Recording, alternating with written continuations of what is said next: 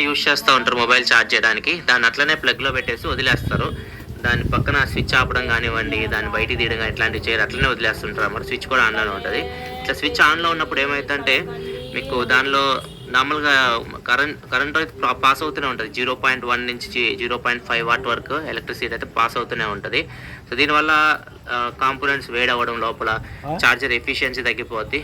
So ఫ్యూచర్లో మీకు ఆ ఛార్జర్ని ఛార్జ్ పెడుతున్నా కానీ స్లోగా ఛార్జ్ అవ్వడం, లేకపోతే షార్ట్ సర్క్యూట్ అవుతూ ఉంటాయి. ఒక్కోసారి ఎలక్ట్రిసిటీ ఫ్లక్చుయేషన్స్ అవుతూ ఉంటాయి, ఉరుములు ఇట్లాంటివి కూడా వస్తుంటాయి. ఎలక్ట్రిసిటీ ఫ్లక్చువేట్ అయినా కానీ షార్ట్ సర్క్యూట్ అయ్యి మంటలు రావడం ఇట్లాంటివి కూడా జరుగుతూ ఉంటాయి. అండ్ ఒక సంఘటన కూడా జరిగింది రీసెంట్గా. ఒక అమ్మాయి చిన్నపిల్ల 8 months బేబీ, వాళ్ళు పాక్కుంటా వెళ్ళి అలానే ఛార్జర్ అది కేబుల్ నోట్లో పెట్టుకొని షాక్ కొట్టి చనిపోయింది.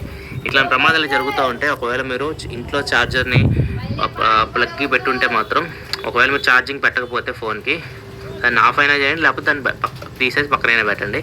అట్లనే మాత్రం వదిలేయకండి.